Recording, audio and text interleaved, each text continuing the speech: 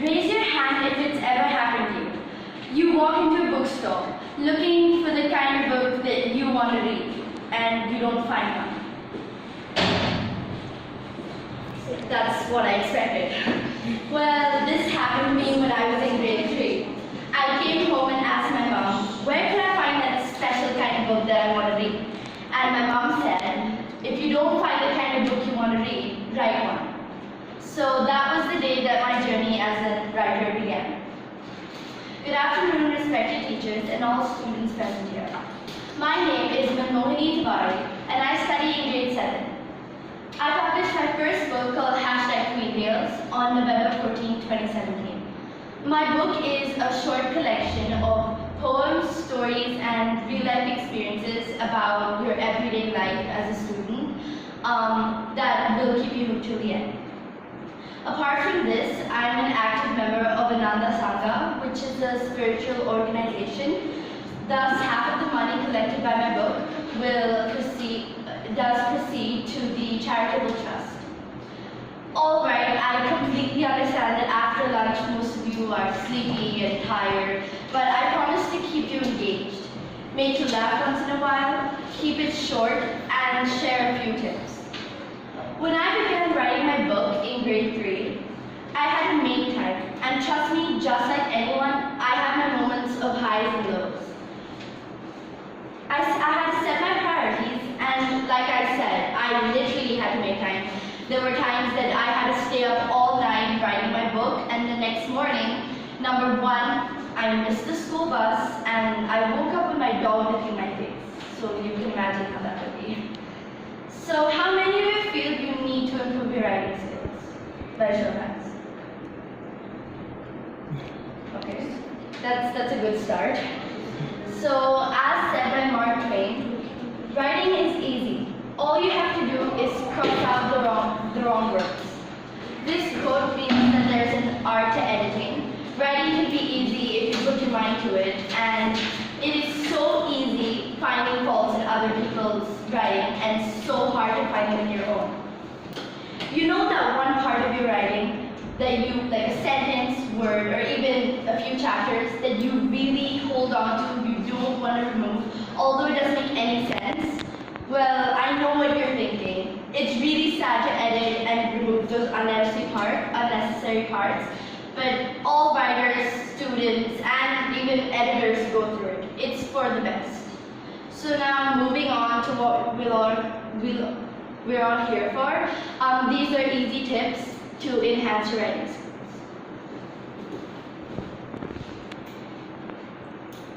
Plan before you write.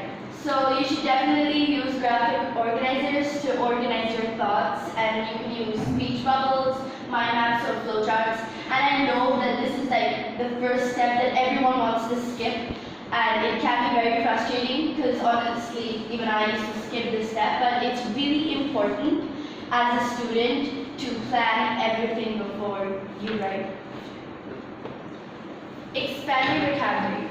So one of the best ways to expand your vocabulary is to maintain a vocabulary diary. Like even if you write about 5 words per day, just from a newspaper, an article, a book, it would be really beneficial. You can pick books of your choice and create a reading log. This is like just a sample. You can have like in whatever format you want. Okay, avoid contractions and casual language. So before we go to this, can anyone tell them what it means, like to avoid contractions? I know what casual language means, like suppose talking in the second person point of view, or using colloquial language, slangs, abbreviations. Yes, so that's really great. That's what I was coming to. So while doing a task, be extremely careful about what kind of language to use and whether it should be formal, semi-formal, or casual. Suppose you're writing a letter to the principal. You won't be like, hey, what's up? You have to be really formal with what kind of language you're using. So we're going to try a little example here. So this example shows casual language. So I want any of you to translate it into a formal language, like in a way. Is there anyone else? Don't you want to be a singer someday? Okay, that's really good. But actually, we would also want to remove the construction from here. Yeah, absolutely. Do you not want to be a singer someday? Yes.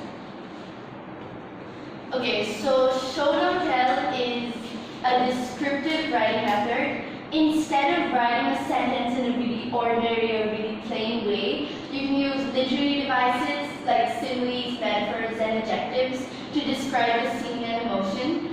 Also, if you make your writing really descriptive, it engages the reader so they can actually imagine how the scene, is in their own mind. So there's an example. So if you're telling something, it would be Sydney was angry after reading the letter. But if you want to show it or portray it, in a better way, you would say Sydney crumpled the letter, threw it into the fireplace before she stormed out of the room. Like that gives you a better picture of the scene that actually occurred. So here's another example of the simile. So simile is he eats like a pig. So he's really messy or he eats in a really large amount. So what would be a metaphor relating to this? It's okay, you can try, there are no wrong answers. I'll give you a minute.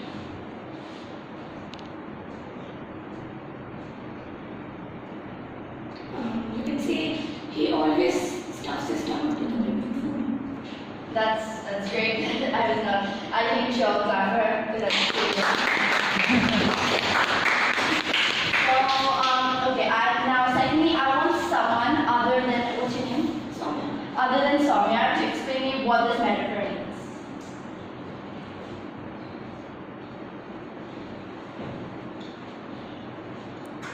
You can try, to focus on some particular question. That's great. That's great, that's correct. So to particularly concentrate or focus on a question and give it utmost importance. So could anyone tell me a simile that somehow connects to it?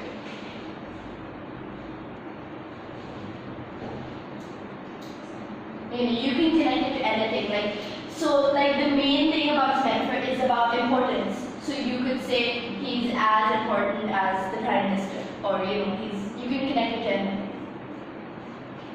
Be your own critic. Now this is extremely important because people think critics are just people who edit people's work in a negative way. Well, that's not actually true. You can be your own critic, and that means you have to analyze your work positively and negatively. You should correct your own writing by reading it really slowly and repetitively. Make sure you proofread, edit your work after writing it because it's just going to help you. Word choice. Now, this is extremely important because the words you choose has a negative or positive impact on the reader.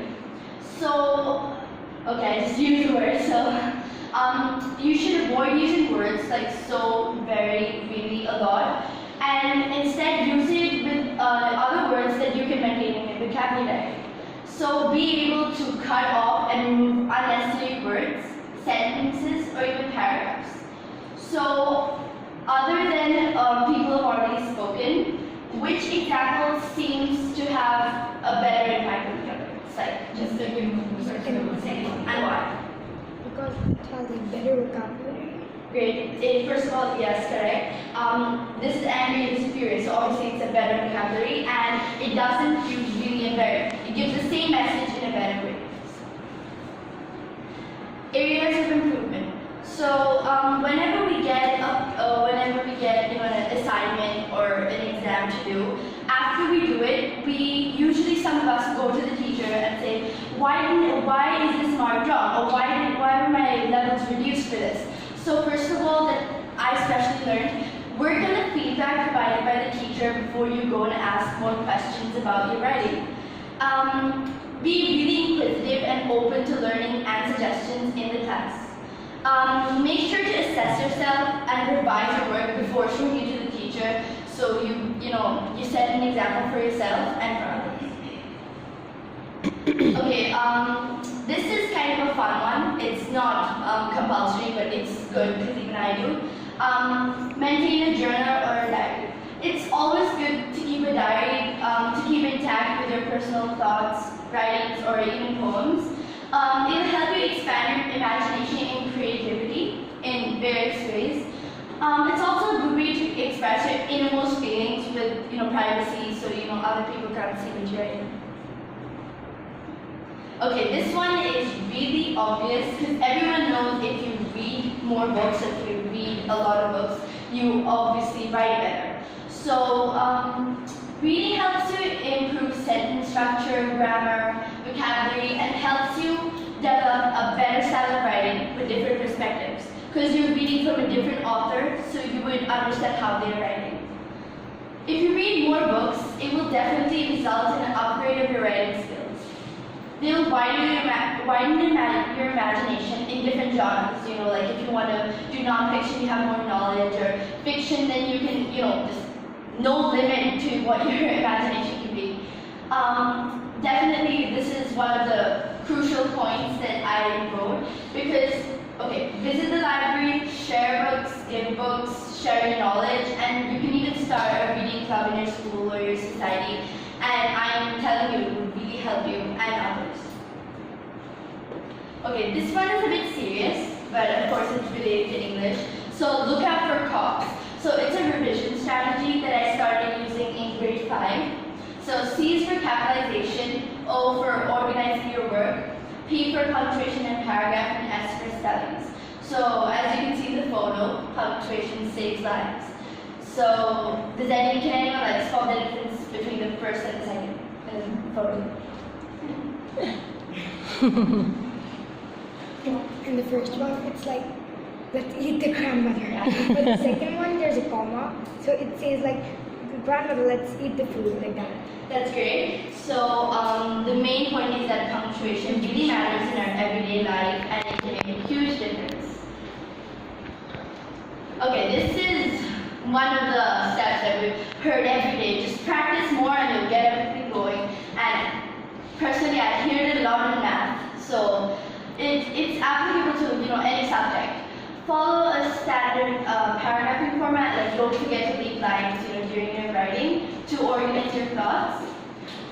Read your work like a third person and correct your mistakes. So you have to put yourself in the teacher or another person's place, and then think, how will that person assess my work? So beforehand you will be able to understand what you have to work on. Read carefully for keywords. Like most of my teacher says, when we check your papers, we just look for those key terms. Obviously, they don't read through the entire paper, they just look for the key terms and then you're marked upon that.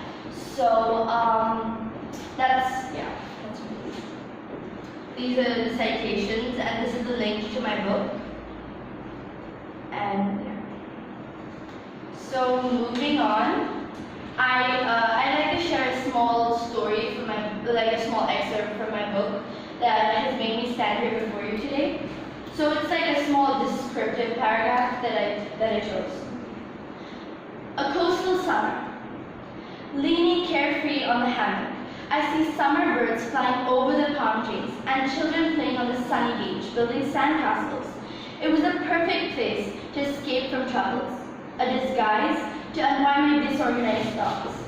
I could sit here forever and never get tired of staring at the wide deep blue sea.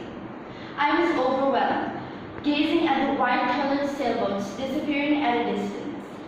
The fishermen were stretching their nets up to the horizon, and the subtle waves knocking against the edge of every lighthouse.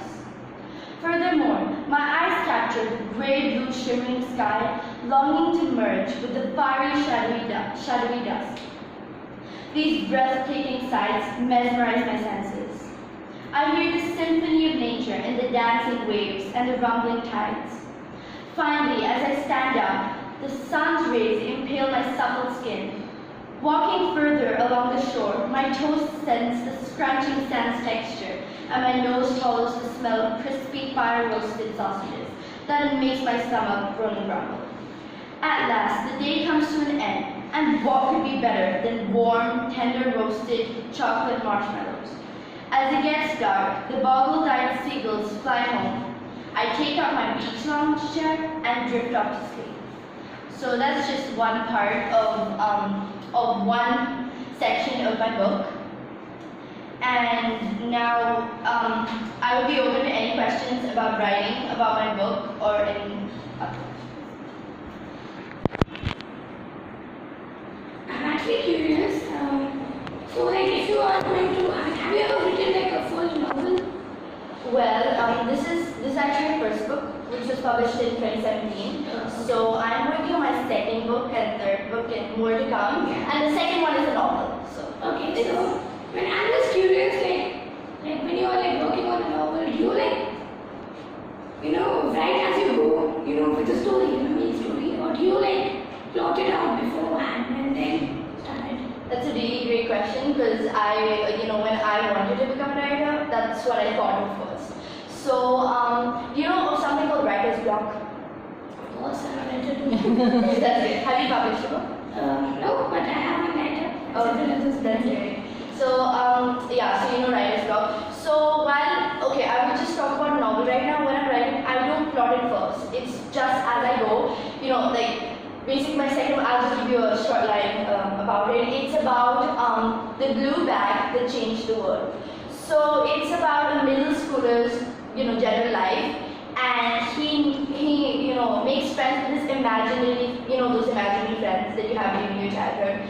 And so that's the story, that is one part. So my mom and I, we do a lot of community service. So we take blue bags, goodie bags, fill it with clothes, books, money, and leave it on like temples, churches, or any religious centers, or just give it out on the street. So I got an idea that I could write a book based on my real life of how those goodie bags could change the world. So they go as one chapter at a time. Anyone else for any questions regarding anything like writing? Who's your inspiration basically for writing? So I don't have a person with like my mom obviously was the base that inspired me, but since a kid I'll share a small experience. So I was in a shopping mall when I was 5 years old, 5 to 6 years old, yeah, in Luxembourg in Europe, and I was those reading corners in the middle of some stores. I was in a store, my mom and I were shopping, and I went to the book corner and I sat down and I started reading. Now, I'm just a small kid. I don't know about where the world is going. And my mom, she was shopping and she just disappeared out of nowhere. So the moment I took my eye off the world, I was like, okay, she's not here, it's okay, I'll just keep on reading. So I was just reading and I just read. And then I thought, okay, now when is it time to go home? Because I'm bored now. So then my mom went to the security manager, they announced the names for, missing parents and kids.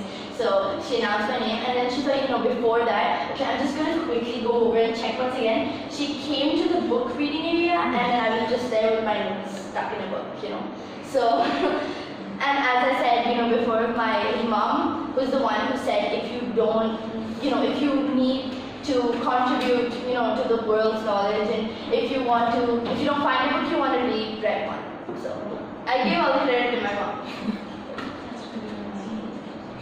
So, any more questions about anything? I'll give you a That answer deserves a round of applause.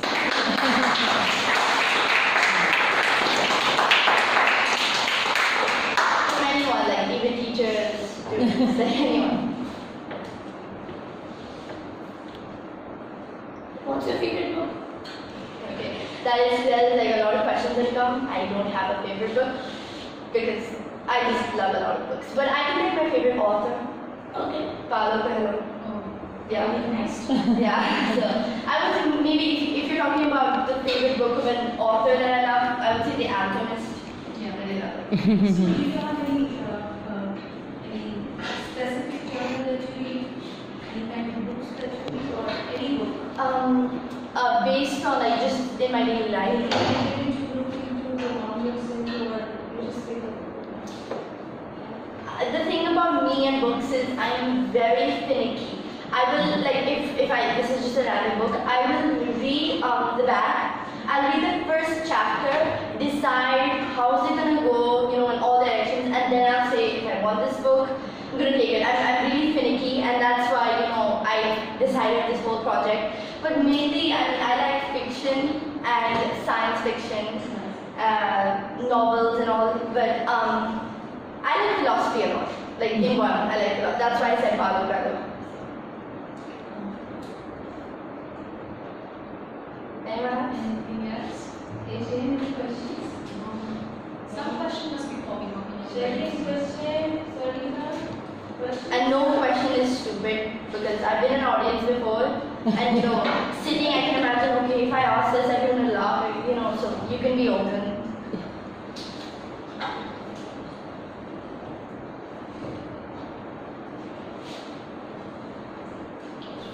Any question? No? Now, one of the last things that I want to share with you, for some of you who really love writing, I want to share the publishing process of my book and how it developed. So I would say one, not mistake, but one hurdle that came across was that I was in grade 3. I didn't have a laptop, so I used to write everything on pencil and paper. So when my mom and I were really serious about it, I should publish my book, and then she said that we got in contact with the publishing publisher, and they said we need everything on the computer. So I had I don't know how many write-ups, 100 write-ups or something, and I had to type all of it on the laptop. And I was new to it. I didn't know how to use the laptop properly because I was just in grade 4 or 5. So the first step, compile and collate all your writing on the laptop beforehand. First, edit it yourself, the entire, you would call it manuscript. Edit it yourself once so that the editors find less errors. Then you can ask your parents, or you can get in contact with a publisher, or you can also self-publish your book. You can look it up.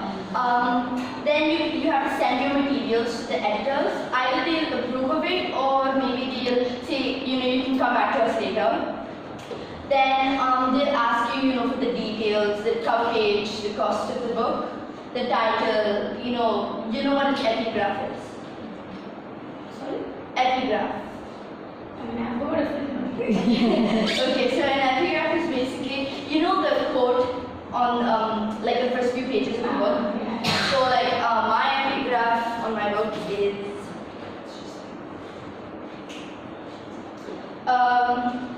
there are no strangers here, only friends that you haven't met yet, by William Yeats.